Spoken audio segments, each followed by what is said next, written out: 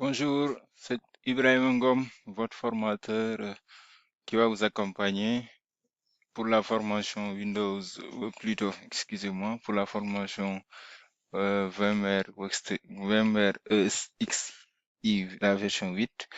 Là, pour cette vidéo, nous allons voir ensemble la gestion des utilisateurs et des rôles. Donc, comme vous le savez tous, au niveau des systèmes, il y a beaucoup de paramètres à gérer, mais il y a aussi la gestion des accès qu'il faut gérer. Donc, qui doit accéder à quoi et comment y accéder? Là, il va falloir définir le rôle de l'utilisateur, les fonctionnalités que l'utilisateur a besoin pour faire le travail et aussi avoir une traçabilité des événements des utilisateurs du système d'information. Pour Windows, excusez-moi, pour VMware, nous allons voir ensemble les possibilités qui existent et comment exploiter ces possibilités. Donc là, on va d'abord, là nous sommes ici sur la partie Manager. Vous avez ce qui nous intéresse ici, sécurité et user. Et là, vous avez les options qui existent. La partie authentification. Donc là, par défaut, quand vous installez la solution, l'authentification se fait en local. Vous avez la possibilité de mettre un contrôleur de domaine à côté qui va servir de système d'authentification. Pour la formation, on va pas le faire, on va pas joindre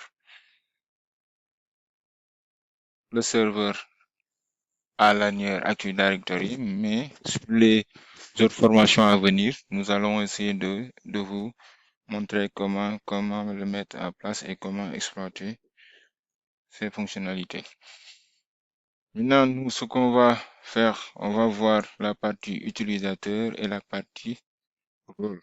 Comme je l'ai expliqué tout à l'heure, dans les systèmes d'information, à chaque fois, il faut définir les rôles et les responsabilités. C'est ça qui va vous permettre de savoir, de bien gérer la gestion des accès. Donc déjà, les rôles, c'est sur la base des rôles que vous pouvez créer des utilisateurs. Donc, par défaut, la solution vient avec des rôles bien définis. Le rôle de l'administrateur qui a vraiment full access à toutes les fonctionnalités. La partie, rôle anonymous, no access. Ça, c'est pour la partie cryptographique. Pour les administrateurs, infrastructure interest. La partie read only. Et aussi, il y a la partie seulement vue. Donc, ça permet seulement d'avoir une vue. Maintenant, nous, ce qu'on va faire, on va essayer de créer notre rôle à nous, créer un utilisateur et vous allez voir ce que l'utilisateur aura comme interface et aura comme possibilité de faire. Là, on va ajouter le rôle de l'admin.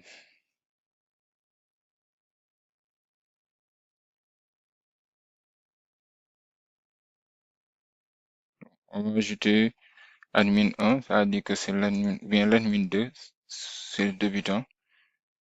On va lui donner les rôles sur le système, sur la partie host, les folders, la partie data center, la partie data store, network et la partie virtual machine. Bon, j'ai ajouté ressources aussi. Là, c'est bon. Comme fonctionnalité, je vais ajouter. On va ici, admin 2. Maintenant, je vais me rendre sur la partie utilisateur. Je vais créer un utilisateur. Je vais créer l'utilisateur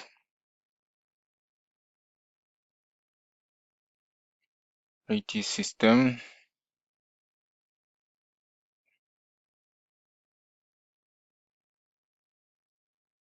est devenu un mot.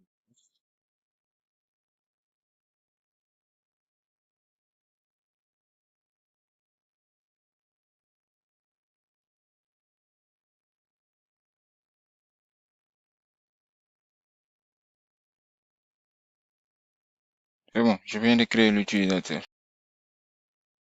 Ok. Là, après la création du rôle et de l'utilisateur, il faut attribuer à l'utilisateur le rôle que nous venons de créer.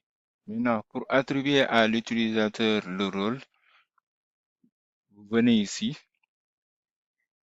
au niveau de l'autre, vous venez ici directement, vous faites clic droit, vous avez permission ici.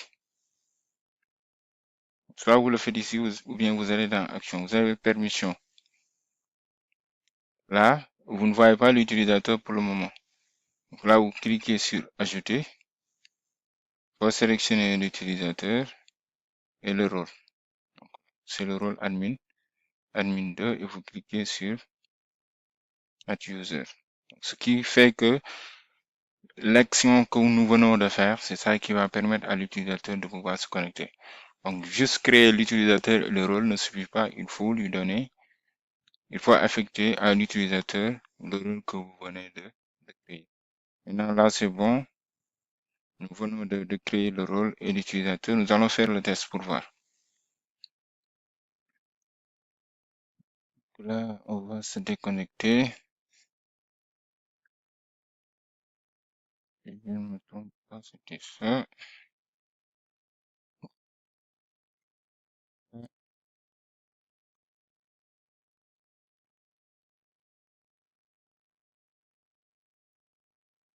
Good. Là, nous venons de donner l'accès à l'utilisateur. On va voir. Est-ce que l'utilisateur...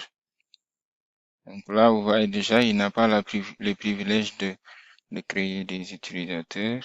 Je pense aussi qu'il n'a pas les privilèges. Bon, là, il peut créer des rôles, mais pas des utilisateurs. Voilà, on lui a donné accès. Il peut créer des data stores. C'est toujours selon vos besoins. Donc là aussi, pour la partie networking aussi. Nous pouvons aussi faire cet même exercice pour voir s'il y a un utilisateur qu'on peut donner seulement des vues. Donc, par exemple, stagiaire qui vient d'arriver chez vous, vous lui donnez seulement l'accès aux vues, parce qu'il ne doit pas manipuler le système. Donc là, c'était tout pour cette partie. Donc, n'hésitez pas, si vous avez des questions, si vous avez des zones d'ombre, si vous avez aussi des contributions, n'hésitez pas à mettre ça au niveau des commentaires. Et là, je vous dis tout de suite pour la suite.